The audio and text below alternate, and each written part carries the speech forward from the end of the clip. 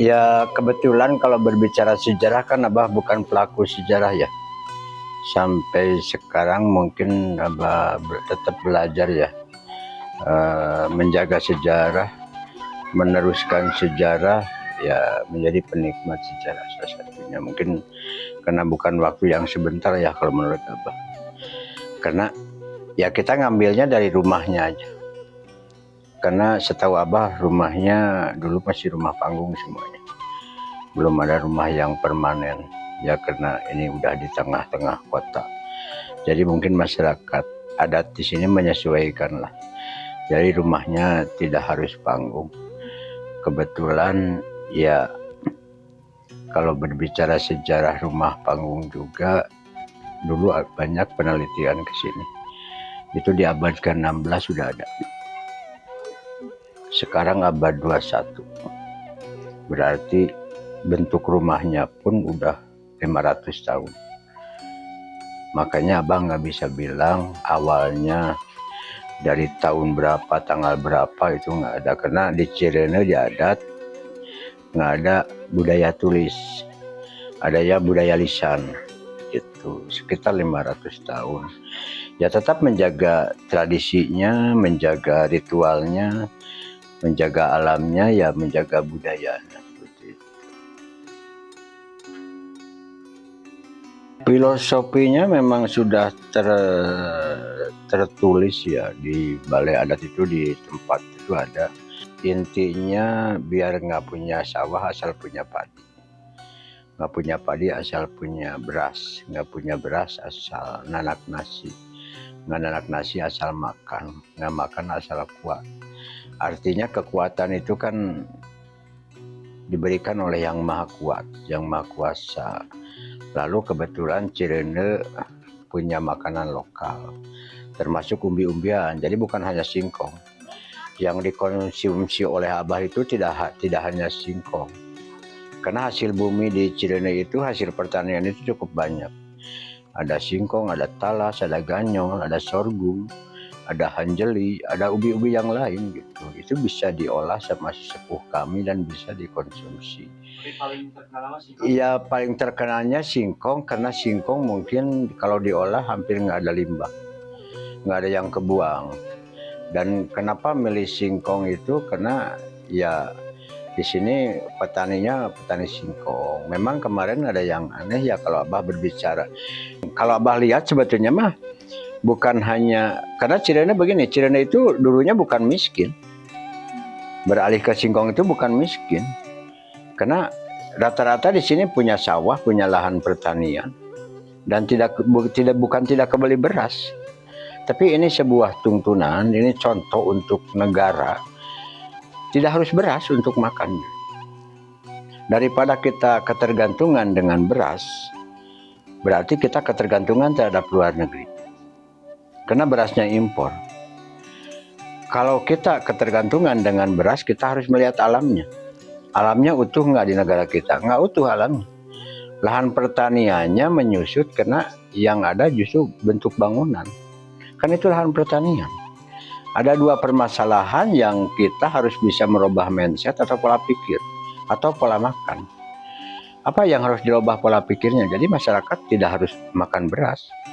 Singkong pun ya Cirende kalau berbicara sejarah mungkin sampai hari ini, menit ini itu udah 107 tahun. Usia Abah udah 63 tahun. Dari lahir nggak pernah makan beras. Contoh di warung Abah, karena Abah punya usaha warung, usaha kecil, nggak ada makanan dari beras. Karena Abah punya anak, Abah punya cucu. Seperti itu. Kalau Abah itu sebetulnya konsep bukan hanya masyarakat adat yang ada di Cirende. Semua masyarakat adat yang ada di negeri ini pasti mereka lebih dekat dengan alam. Kenapa harus lebih dekat dengan alam? Karena alam semua kebutuhan manusia hidup itu semua dari alam. Bukan hanya untuk ketahanan pangan.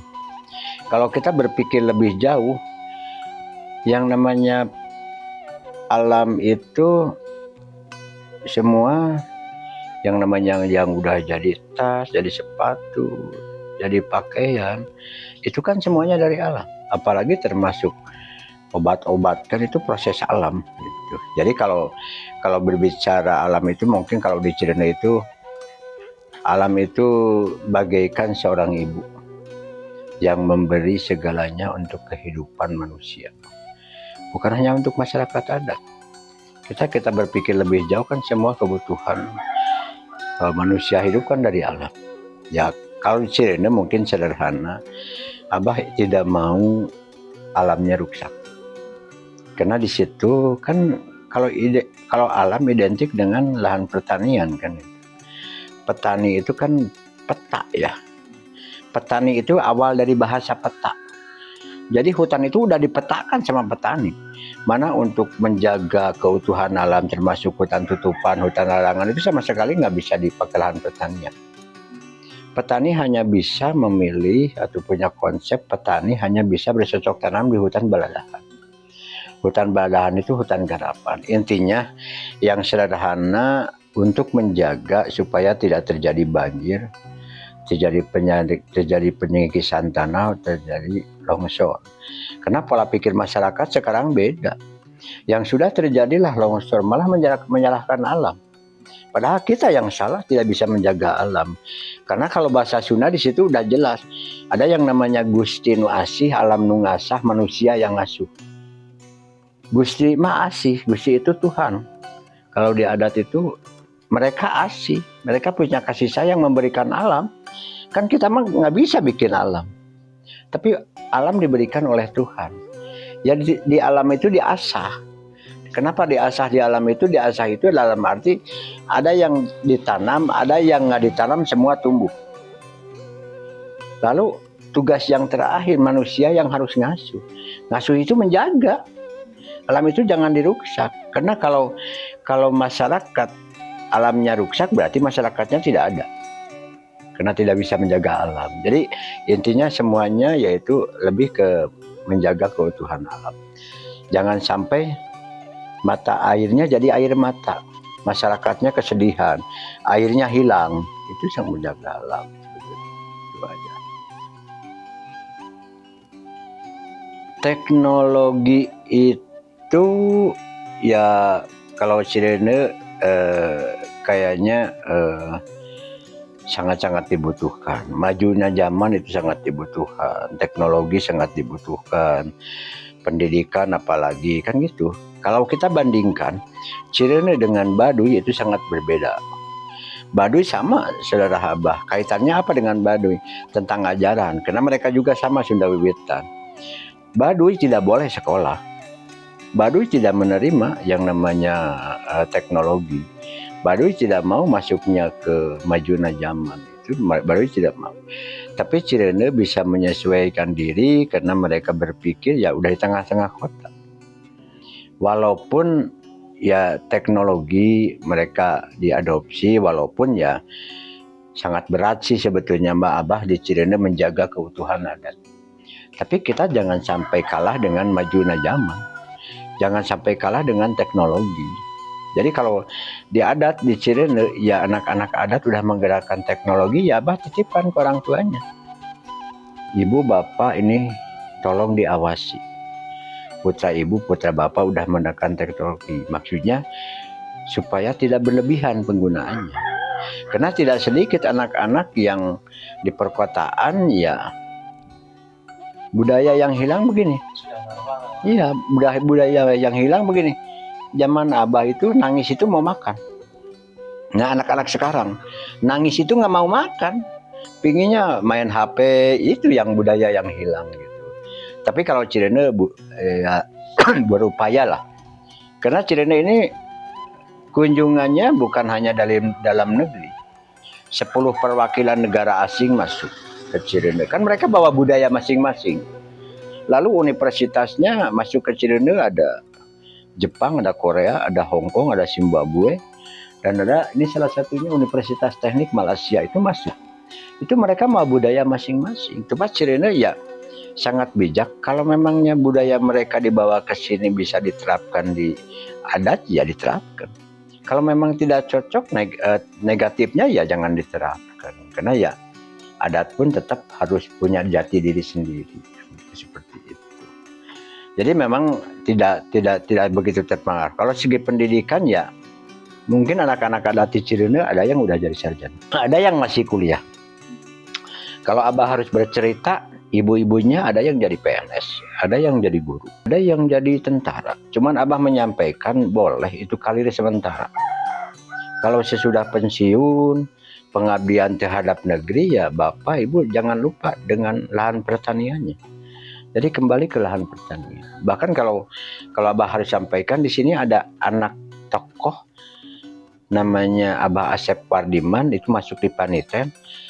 Itu mereka kayaknya kalau Abah lihat, mudah-mudahan mereka ada rezekinya, itu calon jenderal. Karena mereka masuk admil. Itu kan tidak tertutup dari segi pendidikan, tapi mereka tidak melupakan tentang sejarah, tentang warisan, tentang budaya, itu mereka tidak akan hilang.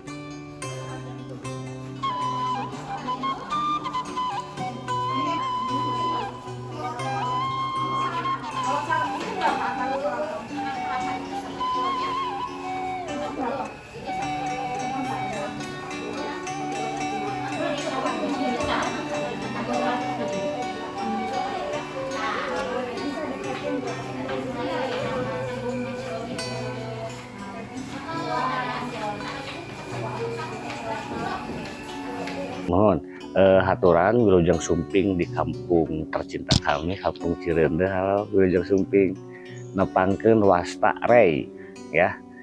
Namun hidup yang mangwe, mangrei. Saya di sini sebagai warga yang mendedikasikan untuk kelestarian adat, tradisi, kebudayaan, kesenian dan sebagainya. Menurut sejarah kan kita sejak awal 1918 sesepuh kita menggagas untuk bukan berhenti babasan di mah yuk orang pindah dahar, orang simpen Kersanyai itu sosok Dewi Sri ya, orang simpen Kersanyai, orang pindah dahar. Nah, sejak tahun 1918 masyarakat Cirende mulai mengkonsumsi yang namanya jagong, talus, hui, gembreng, ganyol, sukun, pokoknya selain dari padi-padian itu adalah salah satu bentuk protes kita kepada penjajah. Karena apa? Orang Cirende sawah boga, sawah lalega, tapi henteu boga pare. Karena padi kita dirampas sama company. Itu salah satu bentuk perlawanan kita. Ya sudah, kita pindah dahar Malahan sesepuh kita juga dulu ya bolak-balik penjara loh. Karena masalah pindah dahar itu. Karena kita tidak lagi menanam padi. Kita dianggap pemberontak. Tetapi sesepuh kita dulu tetap bertahan dari 1918 ya. Nah, tahun 1924 baru ditemukan cara pengolahan sampe. Kalau sekarang mungkin teknologi tangannya ya, sampe diparut, diperas, dijemur, jadilah sangun. Bahasa sininya mah sangun, bahasa lokal sini mah rasi, diberikan oleh Badan Ketahanan Pangan Nasional. Biar orang gampang, dengan akronim Brasingkong. Nah, sesepuh kita juga dulu ya, kenapa kita memilih berpindah dahar tanya, karena sesepuh kita mempunyai apa ya, pola pikir yang dahsyat, yang smart loh. Jaganing geto mah atau besok-besok hari mah tanah amparan kita teh alam semesta lah ya, bakal heureun tangtung. Alam semesta kita akan penuh sesak lah. Tangtung itu bisa berupa tangtungan kita manusia dengan asumsi populasi pertambahan penduduk. Dan yang kedua, tangtungan berupa bangunan.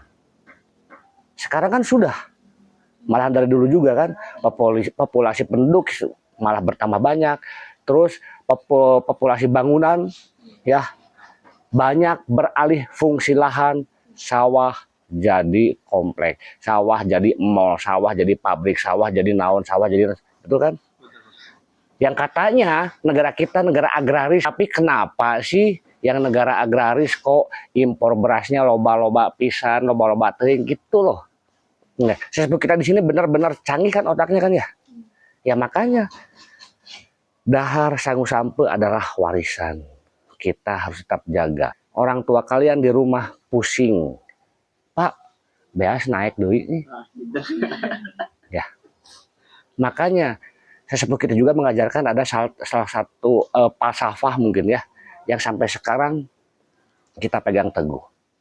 Teu boga sawah asal boga pare. Ngerti ya?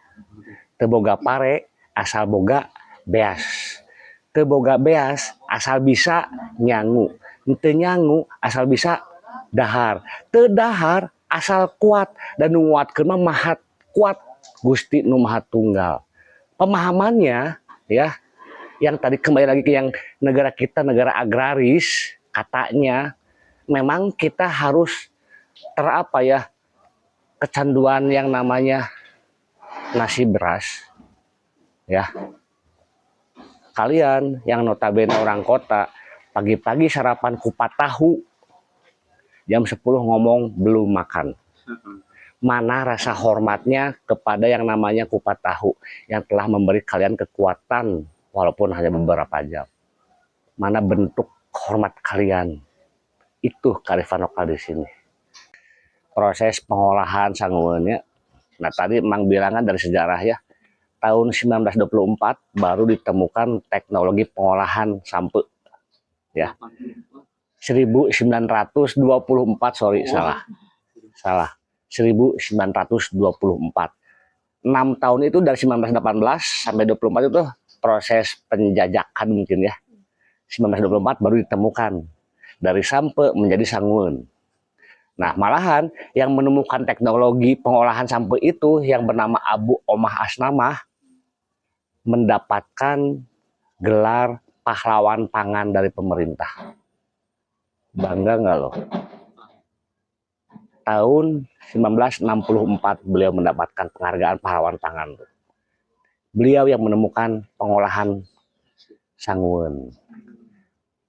Sampai di Cirende bisa berubah ratusan bahkan ribuan nama. Sampai selain menjadi sangun, malahan sesepuh kita juga yang menemukan teknologi pengolahan sampai situ sampai sekarang apa ya, yang dia yang membuat suatu produk warisan ya, tetap kita jaga. Warisan sesuatu yang tak ternilai, betul? Harus dilestarikan. Ya iyalah. Nah, proses pengolahan sangun atau proses pengolahan rasi lamun ceuk bahasa gaya nama sok simple and so easy loh. Sumpah. Ya. Pengolahannya sampai kita mengenalkan pengolahan rasi kepada mereka yang ingin mengetahui dengan istilah 7D. 7D ya. Sampena dipesek atau dikupas.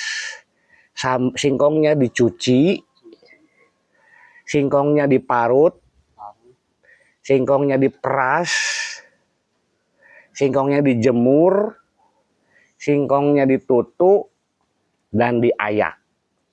7D. Nah, proses pengolahan sampai mudah ya. Nah, hasil pemerasan itu yang jadi bahan baku teh. Dijemur, setelah kering kan guguruntulan, ditutuk atau ditumbuk. Setelah ditumbuk diayak. Ada yang masih besar, tumbuk lagi. Nah, hasil dari ayakan itu jadilah sangun rasi. Nah, sangun eta atau rasi eta, cara pengolahannya juga gampang. Hanya tinggal pakai air dingin saja, digalo, terus disepan. Jadilah nasi singkong, sangu sampe. Lauknya mah sama. Jengkol, sambal asin, lalap, gepuk, kerupuk, sami. Seperti itu.